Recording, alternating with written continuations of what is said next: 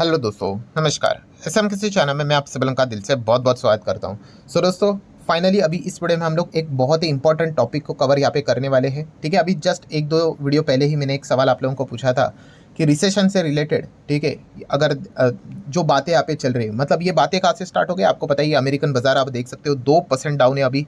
ये वीडियो जो हम लोग शूट कर रहे हैं, 800 पॉइंट की गिरावट देखने को मिल रही है। और उसके पीछे का रीज़न तो वही बोला जा रहा है कि भाई रिसेशन का फियर, एक डर हम लोग को आज फिलहाल तो क्रिएट होते हुए देखने को मिल चुका है अमेरिकन बाजार में। ठीक है, तो इसी चीज़ के चलते यहाँ पे हम लोग टॉपिक कवर यहाँ पे करने वाले हैं। सो टॉपिक जैसे कि मैंने आप लोगों को कहा कि अगर रिसेशन मतलब मंदी की अगर हम लोग बात करें, तो अगर मंदी अगर यहाँ पे आ जाती है तो ऐसे कौन से शेयर्स रहेंगे, स्टॉक्स रहेंगे जिनमें हम लोग को बड़ी गिरावट देखने को मिल सकती है, क्रैश देखने को मिल सकता है। तो उसी से रिलेटेड बातचीत इस वीडियो में यहाँ पे होने वाली है। ऑब्वियसली डिस्क्लेमर क्लियर कट रहेगा, कोई रिकमेंडेशन तो होता नहीं कि आप ये खरीदो, बेचो, होल्ड करो, एवरेज करो करके। ठीक है, नॉलेज पर्पज़ के लिए आप चाहो तो इस वीडियो को देख सकते हो, स्टडी कर सकते हो, क्योंकि हमारा जो वीडियो रहता है वो आपको पता ही है, वो बिजनेस ओरिएंटेड होता है। ठीक है, तो सबसे पहले अगर आप ये जानना चाहते हो कि अगर रिसेशन, मंदी अगर आ जाती है, ठीक है, तो कौन से स्टॉक्स अगर गिरेंगे करके, मंदी अच्छा तो नहीं होता है, तो ये जानने के लिए भाई पहले आपको रिसेशन, मंदी का मीनिंग प्रॉपरली समझ में यहाँ पे आना चाहिए।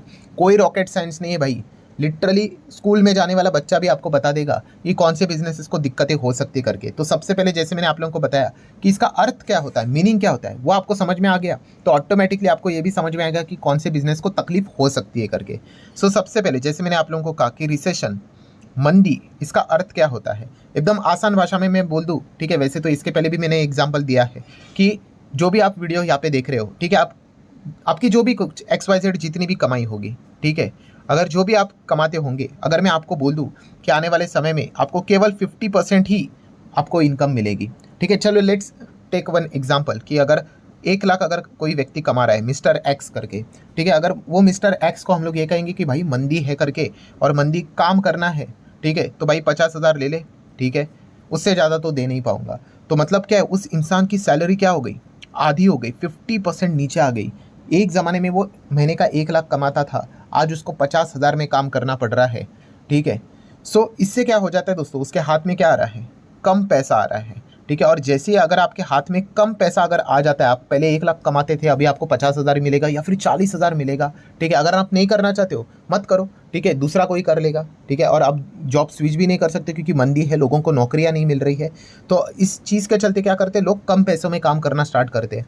अभी प्रॉब्लम क्या हो रहा है कि जो मिस्टर एक्स पहले 1 लाख कमाया करता था, अभी केवल 50,000 में यहाँ पे गुजारा करेगा, तो ऑब्वियसली 50,000 रुपये उसका कम हुआ कि नहीं। तो अब वो पैसा खर्च करते वक्त काफ़ी सोच समझ कर करेगा। सिंपल सा गणित है ना। ठीक है, 1 लाख मान लो, जो 50 हो गया, 40 हो गया, तो 60,000 का नुकसान है भाई, 50,000 का नुकसान है भाई, पहले से कम मिल रहा है। तो वो क्या करेगा, खर्च तो करना पड़ेगा, कुछ चीज़ों के ऊपर तो खर्चा तो करना पड़ेगा ना भाई। तो जो चीज़ें लग्जरी टाइप की होती है दोस्तों, उनको वो क्या करेगा, यस, उनको वो अवॉइड करेगा। वो कहेगा कि इनको अभी मैं नहीं खरीदूंगा, इनके ऊपर अभी मैं खर्चा नहीं करूंगा, बाद में कर लेते हैं। ठीक है, तो ऐसे जो बिजनेसेस है दोस्तों, ठीक है, उनके ऊपर हम लोगों को मंदिर की ज़बरदस्त चपेट लगती हुई देखने को मिल जाती है। अभी इसके कुछ हम लोग एग्जाम्पल देखेंगे, बिजनेस ओरिएंटेड ही एग्जाम्पल रखेंगे। आप चाहो तो वीडियो को पॉज करके खुद दिमाग लगा कर देखो, सोच कर देखो, अगर आपका पैसा अगर इतना कम हो गया तो आप कौन कौन सी चीज़ों को पोस्टपोन करोगे। जैसे कि सबसे पहला फटका पड़ेगा तो भाई रियल इस्टेट को। रियल इस्टेट भाई बहुत बड़ी चीज़ होती है। लोग ऐसे ही मतलब सब्जी खरीदते वैसे घर नहीं खरीदते, लाइफ में एक घर खरीदते हैं लोग या फिर 2 खरीदते, मतलब नॉर्मली एवरेज अगर मैं बात करूँ, हर किसी का सपना होता है कि एटलीस्ट एक घर तो खरीदूँ। तो अगर किसी का अगर इनकम ही अगर इतना नीचे अगर आ जाता है, तो क्या वो घर खरीदने का विचार करेगा, क्या वो लोन निकालने का विचार करेगा, नहीं ना, ऑब्वियसली नहीं।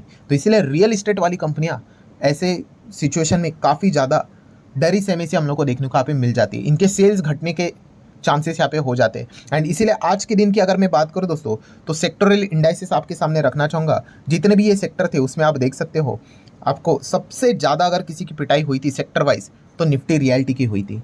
ऑब्वियसली बहुत ही सिंपल सा गणित है भाई, इन्हीं के सेल्स गिरने के चांसेस यहाँ पे रहेंगे। ठीक है, वो सोचेगा भाई छोड़ो, रेंट पे रह लूँगा जब तक ये मंदी वाला सिचुएशन है, या फिर कुछ तो एडजस्ट यहाँ पे कर लूँगा, बट घर लेने से रिलेटेड तो भाई फिलहाल तो सिचुएशन नज़र नहीं आ रही। क्या पता, अभी तो मंदी 40-50 हज़ार तो मिल रहा है, कल अगर जॉब भी चली गई तो इसलिए रियल इस्टेट वाली कंपनियां इन सिचुएशन में क्या हो जाती है, बहुत ही डेरी सेमी सी रहती है। अगर आप रियल इस्टेट के ऊपर क्लिक भी करके देखोगे तो आप देख सकते हैं जितने भी रियल इस्टेट वाले जो स्टॉक्स थे, ये देखो सब में A to Z जितने भी है सबके सब ने आज एकदम भयंकर गिरावट दिखा दी। ठीक है, मंदी अभी तक आई नहीं है, बट अमेरिका की अगर हम बात करें, अमेरिका में अगर दिक्कत होती है ना तो पूरा उसका इनडायरेक्ट इम्पैक्ट दुनिया भर में हम लोग को आते हुए देखने को यहाँ पे मिल जाता है। तो इसलिए निफ्टी रियल्टी सबसे ज़्यादा गिरा। दैन अगर हम लोग बात करें दोस्तों, यस, ऑटो वाली कंपनियां, गाड़ी वाली कंपनीज की अगर हम लोग बात करें, यहाँ पे आपकी सैलरी 1 लाख से 40,000 आ गई, 50,000 इतना नीचे आ गई। ठीक है, और आप गाड़ी खरीदने का विचार करोगे क्या? Obviously not. ठीक है, आप बोलोगे भाई खाने पीने से रिलेटेड राशन ही मिल जाए तो ही बड़ी बात है, गाड़ी बीड़ी बाद में देख लूंगा। इसीलिए आप देख सकते हो दोस्तों सेक्टरल इंडाइसेस में आज के दिन की अगर हम लोग बात करें तो निफ्टी ऑटो भी बुरी तरीके से पिटा हुआ था। यही इसके पीछे का कारण होता है, बहुत सिंपल सा गणित है, कोई रॉकेट साइंस नहीं है भाई। ठीक है, आपका पैसा अगर कम हो गया तो आप कैसे डील करोगे इन चीज़ों के साथ? ठीक है, तो गाड़ी से रिलेटेड आप जितने भी स्टॉक आप लोगों को देखने को मिले थे, 4 व्हीलर की बात करें, 2 व्हीलर की अगर हम लोग बात करें, ठीक है, खास करके आपको देखने को मिल जाएगा लाल लाल निशानी देखने को यहाँ पे मिल रहा था। ठीक है, वो हरे निशान में कौन है? अशोक लेलैंड। वो भी इतना कुछ खास नहीं था भाई, 0.10% का ही चेंज था। बाकी जितने भी थे आप देख सकते एकदम भयंकर पिटाई। ठीक है, एंड इसीलिए आपने देखा होगा कि आज के दिन की बात करें जो निफ्टी यहाँ पे गिरा है उसमें सबसे बड़ा कॉन्ट्रीब्यूशन ऑटो सेक्टर की ओर से हम लोग को देखने को मिला। एंड जिनके पास ऑटो स्टॉक्स यहाँ पे नहीं थे, रियल इस्टेट वाले स्टॉक्स यहाँ पे नहीं थे, मेटल वाले स्टॉक नहीं थे, इसलिए वो कह रहे कि अरे भाई आज तो मेरा पोर्टफोलियो में ज़्यादा डेंट नहीं पड़ा है। ठीक है, ये इसके पीछे का कारण था कि आपके पास मेटल, ऑटो, रियल इस्टेट वाली कंपनियां नहीं होंगी, क्योंकि आज के दिन निफ्टी में सबसे ज़्यादा यही पिटे हुए स्टॉक हम लोग को देखने को यहाँ पे मिल रहे थे। अभी जैसे आप लोगों को बताया कि घर बनाने से रिलेटेड क्या चाहिए आपको, मतलब बिल्डिंग खड़ी करने से रिलेटेड मेटल, स्टील का रिक्वायरमेंट होता है, सीमेंट का भी होता है। तो इसलिए आप देख सकते हो यहाँ पे निफ्टी मेटल में भी आज जोरदार हम लोग को गिरावट देखने को मिली थी। ये प्लस उसी के साथ साथ ऑटो की भी बात करें तो मेटल का रिक्वायरमेंट यहाँ पे रहता है तो ऑटोमेटिकली डिमांड कम हो जाएगा। बोलेंगे भाई बाद में करेंगे करके, फिलहाल तो डिमांड कम है, मंदी की बात यहाँ पे और ये उतनी डिमांड नहीं है। एंड इसीलिए आप देख सकते हैं यहाँ पे ये सारे स्टॉक्स कैसे हम लोग को गिरते हुए देखने को मिले। सीमेंट सेगमेंट में भी बिल्कुल सेम सिचुएशन हम लोग को देखने को यहाँ पे मिल चुके हैं, जो कि आप देख सकते हैं सब कुछ लाल लाल निशानी आप लोगों को ज़्यादा देखने को यहाँ पे मिल जाएगा। हाँ, थोड़ा थोड़ा बीच में हरा निशान रहता है, बट मैक्सिमम आप लोगों को लाल निशानी देखने को यहाँ पे मिल रहा है। दैन अगर हम लोग बात करें दोस्तों, तो अगर आप घर खरीदने का प्लान ड्रॉप कर रहे हो तो हाउसिंग फाइनेंस वाली कंपनियां डर जाती है। ठीक है, क्योंकि यूजुअली अगर आप देखोगे डायरेक्टली जाके कैश में घर खरीदना, कैश मतलब जेब से पैसे भर के घर खरीदने वाले काफ़ी कम होते हैं, उसके लिए आप काफ़ी रिच होना चाहिए। ठीक है, वरना मैक्सिमम लोग तो लोन ही निकालते हैं। तो जो हाउसिंग फाइनेंस वाली कंपनियां हैं, बैंक है, वो डर जाते भाई कि अगर आप लोन नहीं लोगे तो हमारा धंधा कैसा चलेगा या फिर कम हो जाएगा। तो ये एक दिक्कत हम लोग को देखने को यहाँ पे मिल जाती है। दैन अगर बात करें दोस्तों तो रिसेशन मतलब कहाँ की बातचीत हो रही है? अमेरिका की बातचीत हो रही है, राइट। सो इसके ऊपर जाने से पहले जरूर कहना चाहूंगा कि कल का वीडियो जरूर देख लेना, फ्री स्टॉक मार्केट क्लासेस जो हमारा दूसरा चैनल है, इसको अभी तक सब्सक्राइब नहीं किया तो करके रखना। कल का वीडियो बहुत इंपॉर्टेंट यहाँ पे रहने वाला है। इस चैनल पे जो आती है सारी चीज़ें फ्री ऑफ कॉस्ट होती है, तो इसलिए रिमाइंडर सेट भी करके रख लेना, बेल आइकन को हिट करके सब्सक्राइब करके ऑल भी सिलेक्ट करके रख लेना। चैनल का लिंक ऊपर आई बटन पे नीचे डिस्क्रिप्शन में दे दिया है। तो ठीक है दोस्तों, जैसे मैंने अभी आप लोगों को कहा कि अमेरिका में रिसेशन की बात यहाँ पे हो रही है ना, एंड अमेरिका से जुड़ा हुआ हमारा सबसे स्ट्रॉन्ग सेक्टर कौन सा है जो हमारी विदेश में पूरी तरीके से पहचान बना के रख चुका है? इंडिया से अगर कोई भी बाहर जाता है तो मैक्सिमम 70% लोग वही वाले होते हैं। यस, हम बात कर रहे हैं आईटी सेक्टर के बारे में। सो आईटी सेक्टर भी आज के दिन आप यहाँ पे देख सकते हो सबसे ज़्यादा हम लोग को पिटते हुए देखने को यहाँ पे मिला था। यही इसके पीछे के रीजंस होते हैं दोस्तों। आप सिंपल सा गणित लगाओगे तो आपको आराम से चीज़ें समझ में यहाँ पे आ जाएगी। एंड इसीलिए आईटी सेक्टर वहाँ पे अगर मंदी आ गई अमेरिका में, ठीक है, तो बिजनेसेस क्या करेंगे?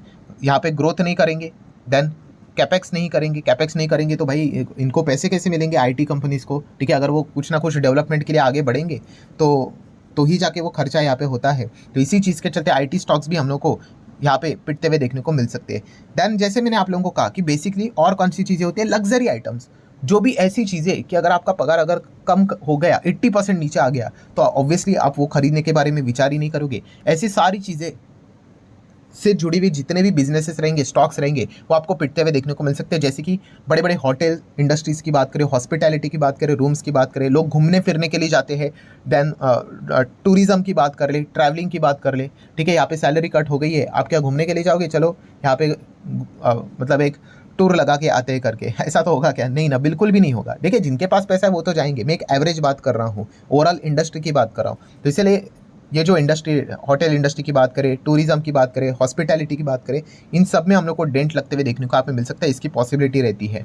ठीक है, तो ट्रैवल सर्विसेज वाली कंपनियां, इनको भी दिक्कतें हो सकती है। देन अगर हम लोग बात करें फाइनेंस, जैसे आपको कहा कि यूजुअली फाइनेंस वाली कंपनियां डर जाती है कि भाई हमने लोन तो दिया था, तो लोन तो वापस आएगा कि नहीं, क्योंकि मंदी के चपेट में ही सबसे ज़्यादा डिफॉल्ट होने का खतरा रहता है। ठीक है, डिफॉल्ट मतलब एनपीए बढ़ने का खतरा होता है। तो इन शॉर्ट आप देख रहे हो दोस्तों, पूरा मार्केट ही, पूरा बिजनेस ही डायरेक्टली इनडायरेक्टली कैप्चर यहाँ पे हो रहा है।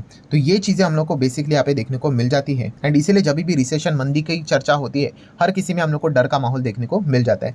तो कंक्लूजन क्या निकल कर आ रहा है दोस्तों?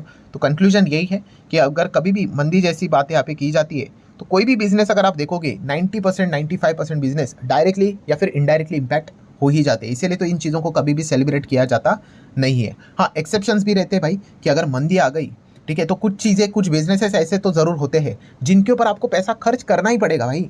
ठीक है, जैसे कि एग्जांपल दे दूँ, आप बोलोगे कि सुबह उठ के मैं ब्रश नहीं करूँगा, क्यों? क्योंकि मंदी है करके। नहीं ना भाई, आपका सैलरी कितना भी कम हो जाए, ठीक है, आप ब्रश तो करोगे, खाने पीने की चीज़ें तो रखनी ही पड़ेगी, राशन पानी तो लाना ही पड़ेगा।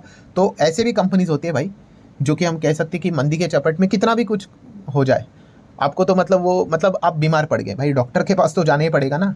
तो ये ऐसे कुछ बिजनेसेस होते हैं जिनको मतलब मंदी की चपेट कितनी भी हो, उनको तो भाई कोई फर्क नहीं पड़ता है। ठीक है, अगर उसके ऊपर भी अगर आपको वीडियो चाहिए तो again just comment section yes करके बोल देना कल के दिन। ठीक है, कल सैटरडे है, तो कल के दिन इस टॉपिक को भी हम लोग कवर करेंगे कि मंदी कितनी भी आ जाए, कितनी भी बड़ी भी आ जाए, फिर भी उन बिजनेसेस को कोई फर्क नहीं पड़ेगा। ठीक है, क्योंकि उनके बिजनेस का नेचर ही वैसा है कि लोगों को पैसे खर्च करने ही पड़ेंगे, वो स्कीप नहीं कर सकते।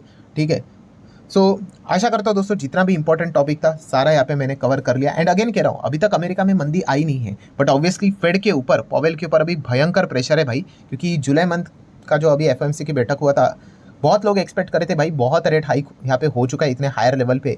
अगर आप ऐसे ही चलते रहोगे, कोई कल जाके अगर बैंक बिंग कोलैप्स हो गया तो मतलब लेने के देने पड़ जाएंगे। ठीक है, तो इसी चीज़ के चलते हर कोई ये फिलहाल तो डरा समासा है कि अमेरिका में क्या होता है करके। एंड अगर वहाँ पे अगर रिसेशन जैसी चीज़ें स्टार्ट हो जाती है, तो फिर वो ग्लोबल मार्केट को दिक्कत करेगा डायरेक्टली और इनडायरेक्टली। सो ठीक है दोस्तों, आशा करता हूँ वीडियो हेल्पफुल लगा होगा, तो चाहो तो आप इसको लाइक एंड शेयर कर सकते हो।